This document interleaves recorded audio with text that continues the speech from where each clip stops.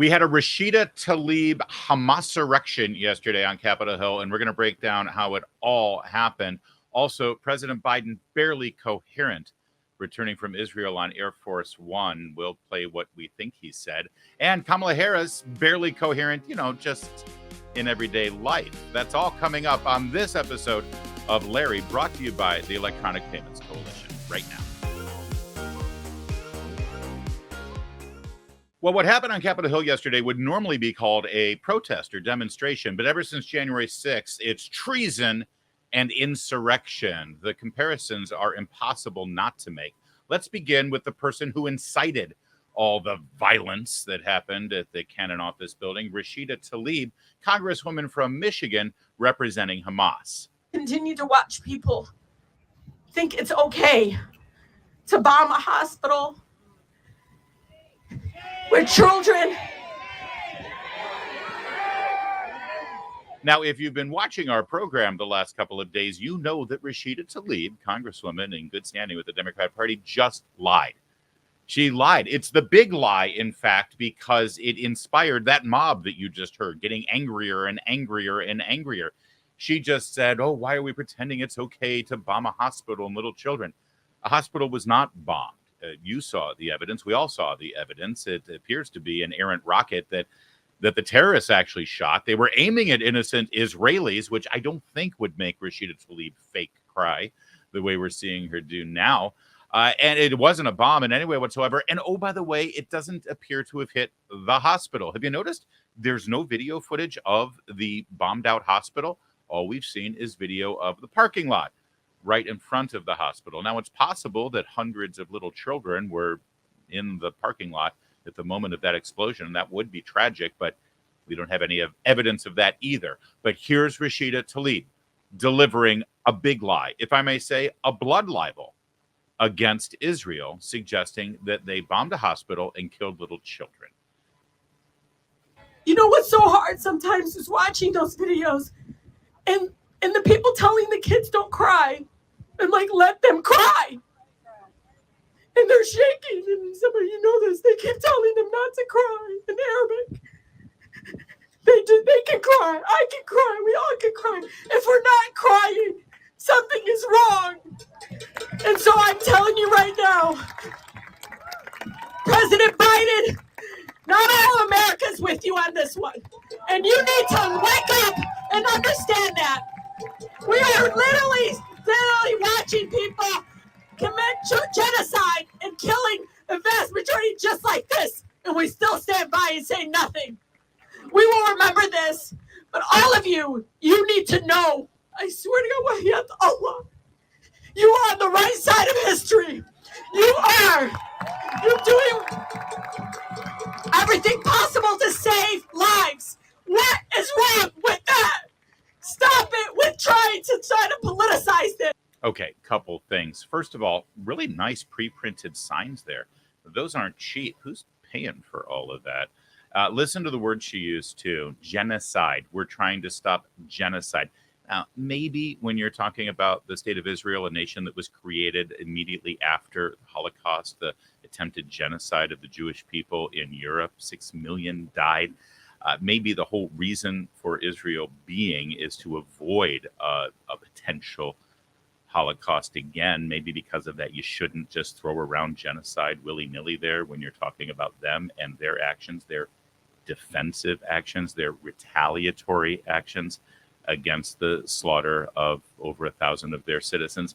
Just a hunch. I don't know. I'm not a congresswoman, but maybe you should be more judicious when you use the word genocide. Another thing, you heard the emotion. You heard the call to action to that angry mob out there. You heard them.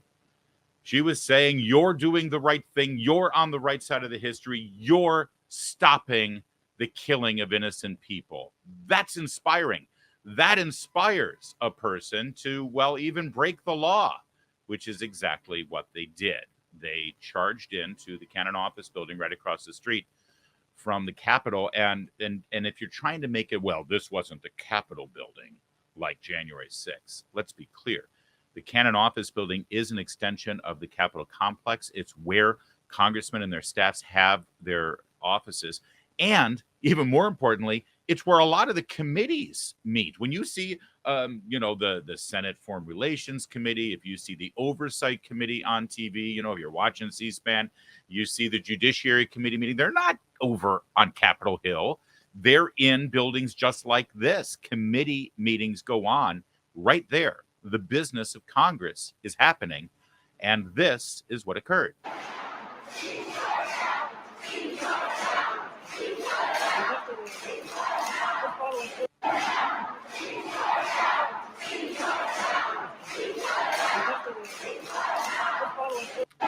Seems kind of insurrection-y, doesn't it? Seems a little disruptive. Seems like it's illegal trespassing. Illegal trespassing and disruption of a congressional proceeding are exactly the charges that were used to convict so many of the people on January 6th. There were some arrests made. Not sure what the charges were. They haven't released that, the Capitol Police. Love to find out. Also important to look at how these people were organized, as I just mentioned. Who's paying for all of this? Not just the signs. What about the coordination? The whole thing seemed very choreographed, and Bob Fosse has passed away, so you can't blame him. Well, according to John Hassan, a town hall reporter, he was able to get with Representative Marjorie Taylor Greene, who had taken pictures of people's phones. This is really great. This is a group chat set up on WhatsApp. Let me blow it up for you. See the name of the group they put together? Global Intifada. Wow. That's catchy. What does that mean? Intifada. It sounds so exotic. Yeah. Intifada means resistance. It means rebellion. It means revolution. The last time Intifada was employed in the context of Palestine and Israel, it was young children throwing Molotov cocktails under the direction of PLO terrorist leader Yasser Arafat at innocent Israeli citizens until they got their own way. This isn't new. This is what they've been doing for decades now. And here, the people who stormed into this congressional office building, they called themselves the Global Intifada. That's cute. But as John here points out, he circled this one person. Their name is Katrina Bleckley. That's not a common name. This person who's coordinating and part of the Global Intifada that just broke the law on Capitol Hill. Who is Katrina Bleckley? Well, according to Business Insider, and let's just be clear here, there could be another Katrina Bleckley, right? Could be.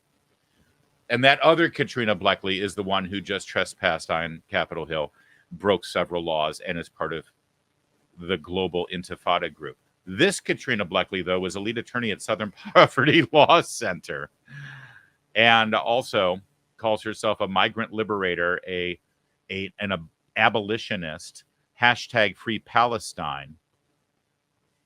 I guess it's possible that there are two Katrina Bleckleys that both hold the exact same radical political positions, and only one of them decided to break the law yesterday. But I think logic suggests that this is the same person, a lead attorney for the Southern Poverty Law Center, the group that goes around calling any conservative group out there racist and a hate group. She works for them in a high position. Nice reporting there, John Hassan. All right, a little bit more scenes from there. Here, this is great. This is Representative Williams, who decided to greet the protesters with a certain banner in silent protest.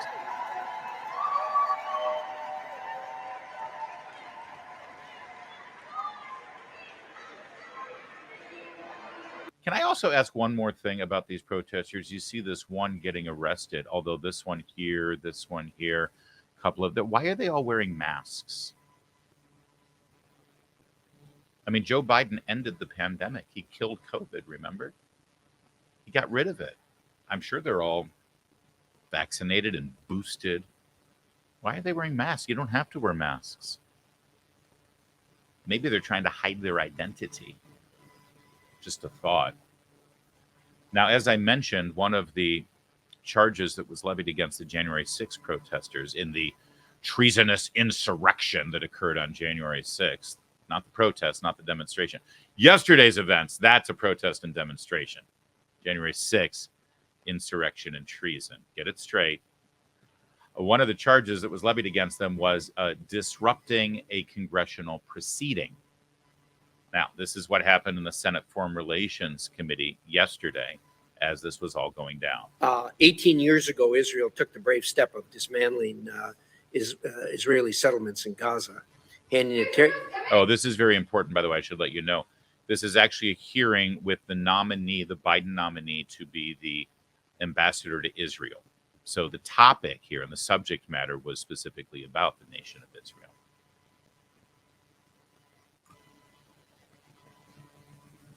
Genocide in Gaza! Genocide in Gaza! And we're funding it! We're funding it! Senators, 800 international human rights lawyers called on states to intervene to stop a genocide in Gaza! Palestine, Palestinian freedom! Freedom! 18 years ago, Israel took the brave step of dismantling. Now, you can say that that was righteous protestation. It was a peaceful demonstration. It was an American citizen voicing their opinion and disrupting things. Go ahead. Again, up until January 6th, that's exactly how we would all describe it. But in January 6th, it was a felony worthy of multiple years in prison. And I think it's important to point out that, once again, if I may, all of this occurred after this speech by Rashida Tlaib. We will remember this, but all of you, you need to know, I swear to God, Wahyat Allah, you are on the right side of history. You are. You're doing everything possible to save lives. What is wrong with that? Stop it with trying to politicize this. You're doing everything possible to save lives. Again, this is after the big lie, the blood libel about Israel bombing a hospital and killing hundreds of children. It's understandable that the mob got so worked up into a frenzy that they stormed into the building, disrupted the proceedings in Congress, and created general mayhem. By the way, they also vandalized and defaced the front of a federal office building by spray painting Free Palestine on it. Do you remember right before the events of January 6th when Donald Trump gave his speech in front of the White House on the ellipse, and he told the gathered crowd a big lie about the murder of babies and about how they were doing nothing wrong and they had to do everything possible to save people's lives? No, he didn't say anything like that, did he? But it's important to point out, of course, that he has been arrested for inciting the people on January 6th. Ms. Tlaib still a member in good standing of the Democrats and a member of Congress. Hey, remember last month when Merrick Garland under oath told the House Judiciary Committee that there aren't two sets of rules in this country and the law applies to people whether they're Republican or Democrat, no matter what your cause. If you break the law, you're going to be treated equally. Remember that? Me too. Well, we're waiting, Mr. Attorney General. We're waiting. All right, let's take a minute to talk about the big box bill. And well, the first thing you need to know about it is you have to stop it. Stop the big box bill. And you can go to a website set up for it. It's called stopthebigboxbaitandSwitch.com. StopthebigboxbaitandSwitch.com. So what is the big box bill? Well, technically, it's Senate Bill 1838 and House Resolution 3881. And they're going to tell you that this is to help businesses like big box stores, because we all like them, right? Costco and Walmart and all that. And it is going to be great for them. You know who it's going to hurt? It's going to hurt small businesses, entrepreneurs, mom and pop shops. You know, they're the ones who really do need help in this economy. The economy's been broken because the government has been intervening for so many years. So why not intervene some more and hurt the little guy? Well, we don't want to do that, do we? We're conservatives. We like the free market. We like entrepreneurship. We don't like the big box bill. You saw what happened with the Durbin Amendment. Remember, they sold that to you, telling you it was going to make things better for you by reducing fees for transactions, and it didn't work out at all. It's a disaster. Now our credit card rewards might be threatened by the big box bill. Our security on our credit cards and basic consumer protections are at risk because of the big box bill. So contact your representatives. Let them know that you are against it. Stop the big box bill. Stand up for American entrepreneurship and free enterprise. Stop the big box baitandSwitch.com. Also yesterday, President Biden returned from his overnight trip to Israel. You'll remember that he was supposed to have a summit with Egypt, Jordan, and representative of the Palestinian Authority in the West Bank to talk about the refugees from Gaza. That was canceled because of Rashida Tlaib's lies about a bomb that wasn't a bomb at a hospital that wasn't a hospital in Gaza. Well, he just flew over, met with the Israelis, and flew back. And on his way back, he had some things that, wow, yikes. What's going on there? I mean, listen, we all have our bad days and our bedhead and our morning look, but he's the president of the United States meeting reporters with cameras. Maybe they should spruce him up a little bit. All right. Maybe despite his appearance, he had something really profound and clear and forceful to say about his trip and about the situation in Israel.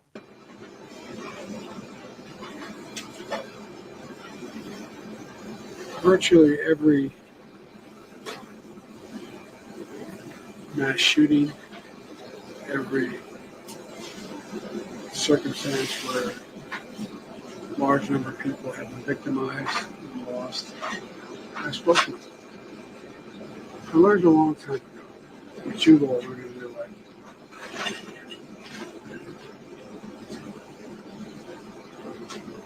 When someone's going through something that is beyond their comprehension, they never thought they'd have to go through.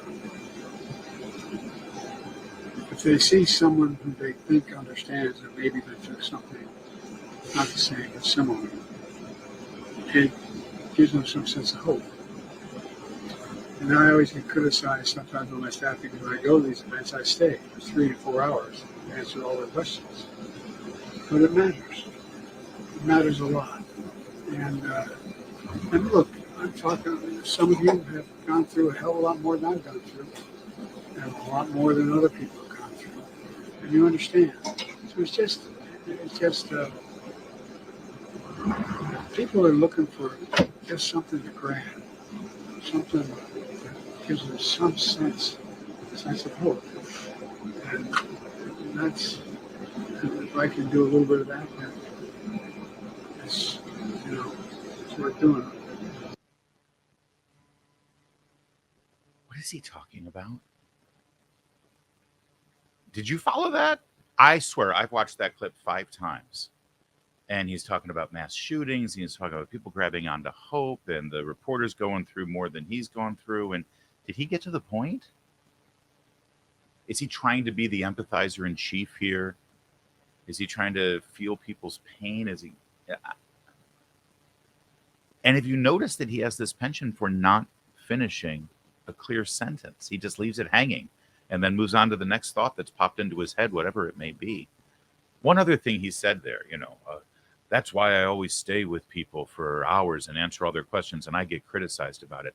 Listen, there's a lot of criticisms of Joe Biden. I know most of the criticisms of Joe Biden.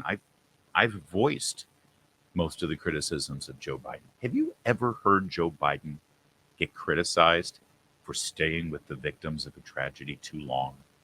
That's one thing I really don't like about that Joe Biden. He sticks around when he's visiting victims of a tragedy for too long. No one ever says that. One other thing here, and I don't want to be inappropriate and I don't want to be unjustly cruel, but it has to be said. I know you saw it. We all saw it. In fact, we're all still staring at it. What in the hell is going on with his chin? What is that? Has his chin ever looked like that before? Those two little, I mean, you know how they have those celebrity look-alike things out there where you look like someone really famous and, you know, say, oh, has anyone ever told you you look like, I think I have found Joe Biden's chin celebrity look-alike. It's uncanny, isn't it? Who wore it better? I would love, if anyone is out there, if we got a lot of people who watch this program, if you're a plastic surgeon, perhaps, you ever seen that TV show Botched, where the plastic surgeons have to like sort of fix what went wrong? Is this a chin implant gone wrong? Could you let us know in the comments, please? Or if you know a plastic surgeon, share this video with them and find out what they think. And by the way, if you know a good plastic surgeon, you might want to phone the White House, because it's either gone wrong or it's busted, or maybe at high altitudes the silicone acts differently or something. I don't know. But that's not right. All right, back to what the president had to say yesterday. I know at the hospital, sir, people all over the region are upset about the hospital and don't necessarily believe you or the Israelis that they didn't have anything to do with it. Do you have a message to the people in the streets right now? Well, I can understand why in this circumstance they wouldn't believe. I can understand that. But I would not. Oh, I would love for him to expand on that and explain it. I can understand why people don't believe the hospital story. Yeah, I can too. You want to know what my answer is? I understand why people don't believe the hospital story, because the Washington Post, the New York Times, the Wall Street Journal, every single broadcasting cable network repeated a lie that was delivered to them by the spokespeople for the Hamas terrorists, and they just ran with it. Then suddenly the story changed because the truth came out. It's not like there's competing stories. I saw earlier on CNN, somebody was saying, well, you know, this story, there's two sides to this story. No, there's the truth and there's a lie. Those aren't two equal sides to the story. I would have loved for the reporter to say, why do you understand why people are angry and confused about this and don't trust the truth? Do you have a message to the people in the streets right now? Well, I can understand why in this circumstance they wouldn't believe. I can understand that. But I would not, you notice I don't say things like that unless I have faith in the source from which I've gotten them. Our Defense Department says it's highly unlikely that it was Israelis, but if a different footprint, and they've intercepted some anyway. So that's why, if you notice, I didn't say it first. I wanted to make sure that I knew. And look, and I'm not suggesting that Hamas deliberately did it either. It's that old thing, gotta learn how to shoot straight. He didn't just say that. Did he just say that? Does he think he's being funny? Did you catch that? I know he's hard to understand. I wanted to make sure that I knew. And look, and I'm not suggesting that Hamas deliberately did it either. It's that old thing, gotta learn how to shoot straight. President Biden's message to Hamas terrorists who attempted to shoot a rocket at Israel, but instead the rocket hit the parking lot of a hospital. Guys, you got to learn to shoot straight. I don't want to play the whole if Trump said it game, but if Trump said that, come on. One more. So there may be nothing rolling through until, what's today? What's the track of days? Thursday? Wednesday? Probably until Friday. And that's the Rockville crossing you're talking about? Yes. Okay, so Cece agreed to open that up? Yes. For this purpose. Not to allow a lot of people out, but to open it up for this purpose. For humanitarian. For the trucks to be able to get through. And is that just? Well, you guys are such a pain in the neck. You know? Sorry, sir.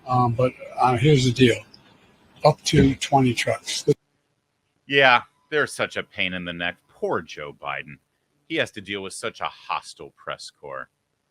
If only he had White House reporters who were supportive and kind and polite and respectful, like his predecessor had.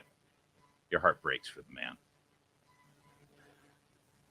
All right. Yesterday, also, the president announced, not on Air Force One, he announced that the United States would be sending $100 million in aid to Hamas.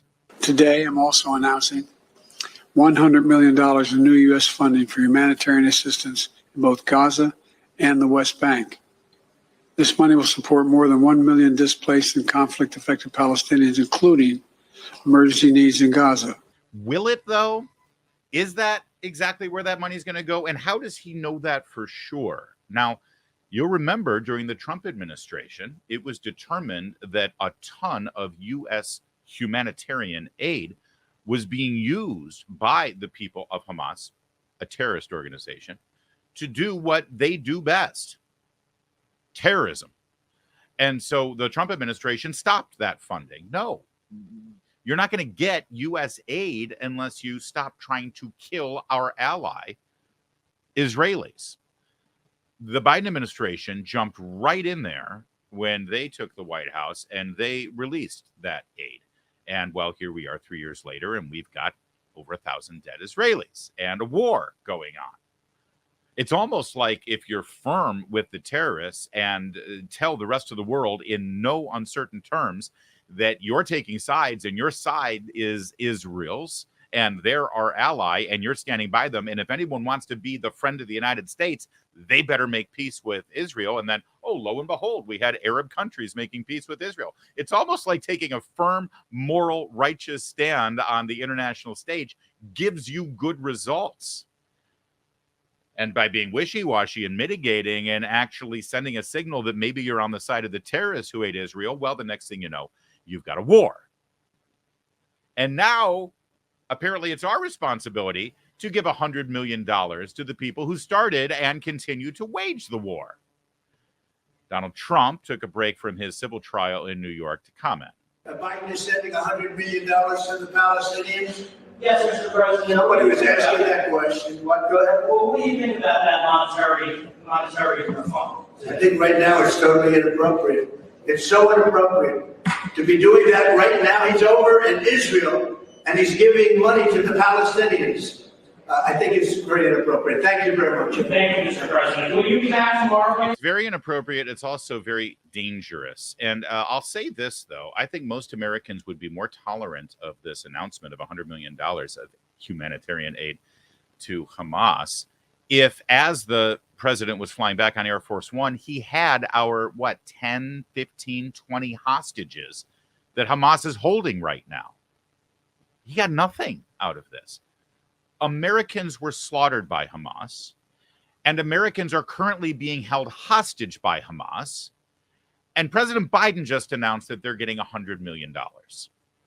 Make that make sense. Because I've been thinking about it for 24 hours now, and I can't. Also, this whole argument that they're using this money for humanitarian aid, it's humanitarian aid. It's to, give them clean water and food and such. Well, let's not forget what they did with the humanitarian aid for clean water over the past several years. Remember this video that they just put out after the attack on Israel? This is how they launched rockets into our allies' territory. They dug up all their water pipes that were supposed to be used for clean water. They were probably purchased, those water pipes, with U.S. humanitarian aid.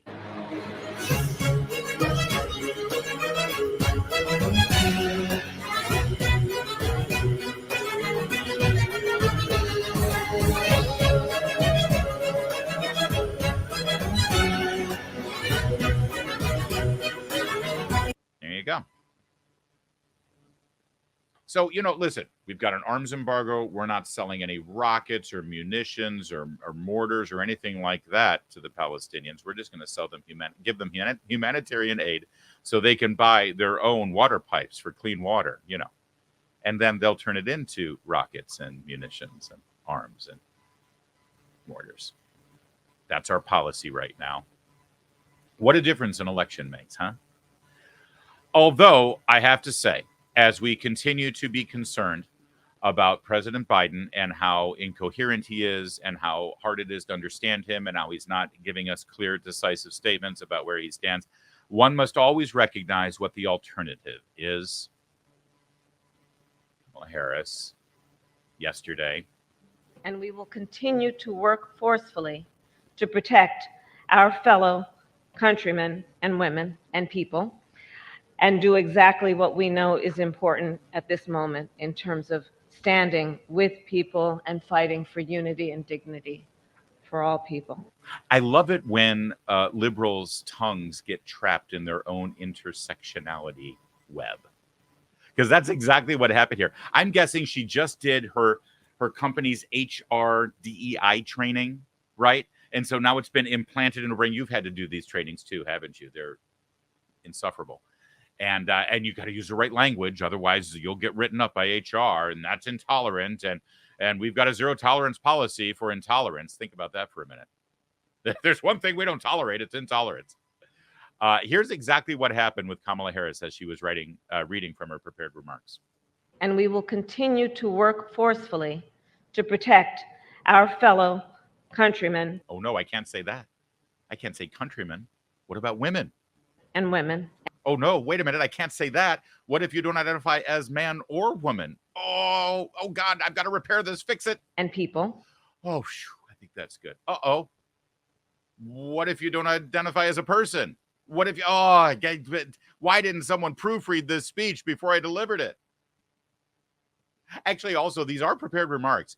Do you think maybe at this point her speechwriters, and I think she's on her 7th round of speechwriters because they all leave because she is the worst person in DC to work for. Fact. Do you think maybe they now sort of have a contest, like they're putting together like a Mad Libs thing for her remarks for a speech? There's somebody in the background, hey, if you can get her to say people 4 times, I'll buy drinks after the speech. Because what, she just said people, right? And do exactly what we know is important at this moment in terms of standing with people and fighting for unity and dignity for all people. And we will continue. He only got 3 in there in 2 sentences.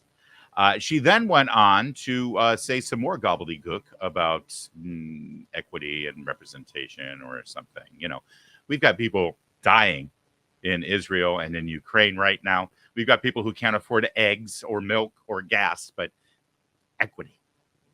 So let us today celebrate America's diversity and our collective commitment to inclusion and the importance of equity. Yes, I just did do DEI. I was right. Nailed it. That's exactly what it was.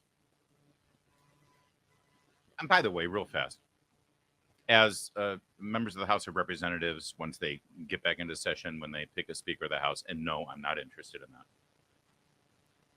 I'm not interested in doing the job. I'm interested in the story. When the House of Representatives gets back to work and they take up the matter of impeachment of President Biden, which I suspect they will, especially if Jim Jordan is the new Speaker, can we just please bear in mind that if this whole impeachment thing runs its course and there's enough evidence to actually send it to the Senate, and in an election year there might even be enough senators to remove him from office, the alternative is DEI.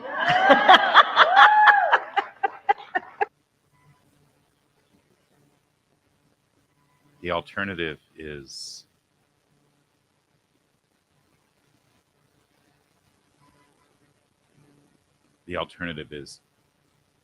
terrifying.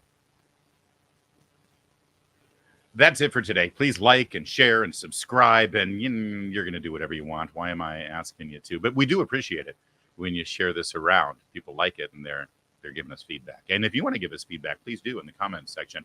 We're going to have a future episode where we'll respond to your comments, especially the funniest ones or the most obnoxious ones. Why am I encouraging this? I'm Larry O'Connor. We'll see you next time.